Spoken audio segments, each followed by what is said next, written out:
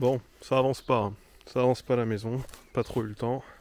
Là, la température est meilleure et il faudrait avancer en réalité parce que le terrassier arrive dans 2 semaines et rien n'est prêt du tout. Donc, j'ai récupéré une combi anti-amiante qui devrait quand même pas mal aider.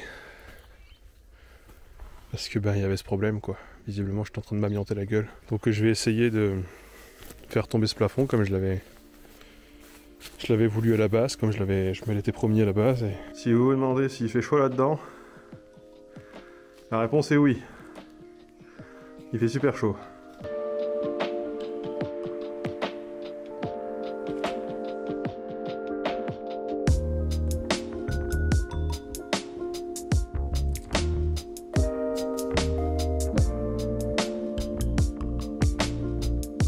Bon, je suis au bout de ma vie. Je suis au bout de ma vie et pourtant j'ai rien fait. J'ai même pas retiré au total 1/5 du plafond. Il y a quand même pas beaucoup de surface. Je sais pas si je travaille avec les mauvais outils ou pas. C'est quand même bien possible. Le constat c'est que je peux pas faire ça tout seul en fait. Et je peux pas faire appel à des professionnels puisque on a déjà fait faire un devis à l'époque. On nous prend 6000 balles pour évacuer tout ça. 6000 balles pour retirer le plafond, le sol, etc. Alors le sol, je me fais pas trop de soucis, ça va se faire assez facilement, mais là, je suis crevé, il fait super chaud. Et ouais, il me faut de l'aide, quoi. Il me faut des meilleurs outils, j'en sais rien. Ou il me faut une meilleure méthode de travail. Je sais pas comment faire pour retirer ce putain de plafond de merde. Bon, du coup, on va faire autre chose. Je vais sortir le perfo et je vais essayer de faire péter ce putain de mur, là. On va voir, je sais pas trop quoi foutre en attendant, donc bon, ce sera toujours ça de fait, hein.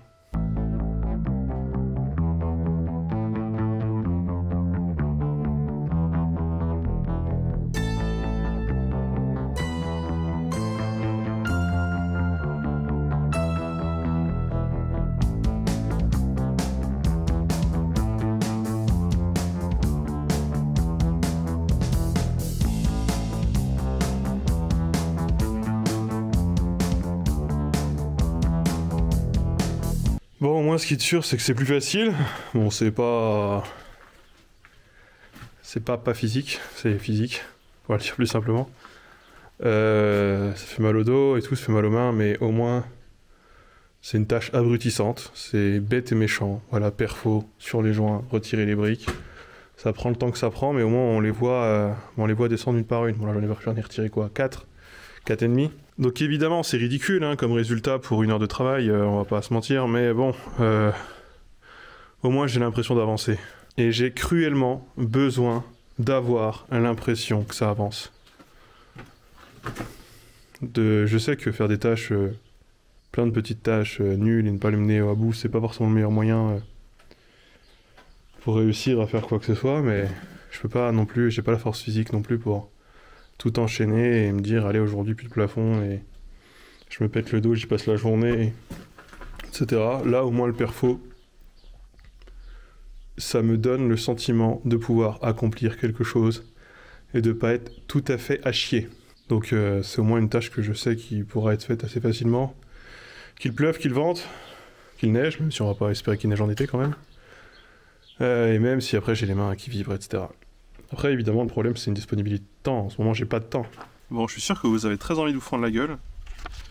Ça tombe bien, j'ai les devis. J'ai les devis récapitulatifs de tout ce qu'on a demandé, tout ce qu'on a fait budgéter par le maître d'œuvre. Alors, moi, l'une de mes grandes craintes, c'était qu'on soit pas dans le budget. On avait 70, 75 de budget en restant. Bon, moi, j'avais quand même la crainte que tout ça ne rentre pas là-dedans. On était plutôt même sur 65 en fonction de ce qu'il fallait faire ou pas, donc globalement ça comportait fenêtre, électricité, isolation. Je ne mets pas dedans les aides, puisqu'on est éligible à quasiment 15 000 € d'aide. Donc hors aide, avec les aides, on pouvait monter 80-85 000 de budget, voilà, à peu près dans ces eaux-là, pour pouvoir finir le prêt. Bref, je suis un peu perdu, je suis un peu fatigué. Quoi qu'il en soit, donc là j'ai été relancé par le maître d'œuvre pour savoir si on allait signer les devis. Alors comment dire? Alors déjà, ce qu'il faut savoir, c'est qu'on en a au niveau des devis qu'il a fait, donc il y a aussi une option de courtage, hein, c'est-à-dire qu'il va chercher le meilleur rapport qualité-prix, théoriquement. Déjà, on est déjà à 37 000 € de maçonnerie, voilà, pour le plancher béton du premier étage et la dalle isolée. Autant vous dire que déjà là, La couverture, il n'y a pas de devis. On est à quasiment 19 000 € de menuiserie sans, donc les fenêtres, sans compter que c'est pas les coloris qu'on a demandé, parce que soi-disant il n'y en a pas, en termes de coloris et de couleurs, ce qui se fait de moins cher dans le budget, et ça ne compte pas la porte d'entrée qui a été estimée à 7 000 € de plus, ce qui nous mettrait à quasiment 25 voire 26 000 € d'ouverture, enfin de portes et de fenêtres. Alors ça, je vais en reparler juste après, mais déjà là ça va pas. On a quasiment 27 000 € d'isolation et de placo. On a 13 000 € de plomberie, 17 000 d'électricité, et ça ne compte pas le chauffage qui est estimé à 8 000 €. En gros, bref, on en a pour un total de 141 000 € de devis. Sans compter l'escalier d'ailleurs au passage. Et sans compter la couverture, donc tout ce qui est chéneaux, les raccordements, etc. Alors je pense qu'il y a un peu du foutage de gueule dans l'air. L'autre coup, là, dans le temps de répondre, on a fait donc l'émission que je fais le jeudi soir, on a parlé des cours de l'aluminium, voilà, parce que ça m'intéresse. Effectivement, l'aluminium a connu un pic à 4 000 €, quasiment 4 000 € au mois de mars, et il est redescendu à quasiment moitié de son prix, en fait. Mais savoir que les prix, la plupart des prix, notamment des ouvertures, n'ont pas baissé. Donc je pense, honnêtement, je sais pas si c'est les fournisseurs ou les artisans qui font des marges de bâtard, mais je pense qu'il y a des marges un peu inexplicable et une petite instrumentalisation de l'inflation, je pense aussi. Concernant les fenêtres et la porte, par exemple, on voulait vraiment certains types de coloris. Et notamment un effet bois particulier. On voulait pas du chêne doré, on voulait pas les fenêtres noires que tout le monde a, on voulait un mix entre du bleu et un type de bleu spécifique et un type de bois aussi, en l'occurrence du noyer ou du macoré. Alors c'est pas des demandes extravagantes de notre part, il se trouve que ça se fait. Et qu'on l'a vu sur le catalogue. Donc on nous a expliqué que non, ça n'existait pas, qu'ils avaient fait la tournée de tous les artisans, en gros que celui-ci à 27 000 € c'est le moins cher et que c'est ce qu'on pourrait le mieux avoir. Bon, il se trouve que pour 20 000 balles, on a trouvé tout, porte inclus, dans les coloris qu'on veut, tout ce qu'on veut. Donc déjà ça, on a réussi, a priori, en termes de devis, à faire une économie de quasiment 20-25% du total de ce qui était estimé. Calcul vite fait de tête, et je suis pas forcément bon pour calculer les pourcentages de tête, sachant que normalement ça devrait être d'autant plus cher que ce sont des coloris spéciaux soi-disant. Donc je pense qu'en fait, quand on cherche nous-mêmes, on trouve finalement moins cher. Et là on attend d'ailleurs un devis de maçonnerie concurrent, un autre concurrent qui je pense va être beaucoup moins cher aussi. Tout ça pour dire que globalement l'action de courtage du maître d'œuvre, je ne sais pas, bon, il travaille avec son réseau d'artisans évidemment, des gens qu'il considère comme étant fiables. Pas pour remettre en cause son travail ou quoi, mais j'ai vraiment confiance dans personne du coup. Ce que ça m'a appris la rénovation, c'est de n'avoir confiance dans aucun artisan que ce soit.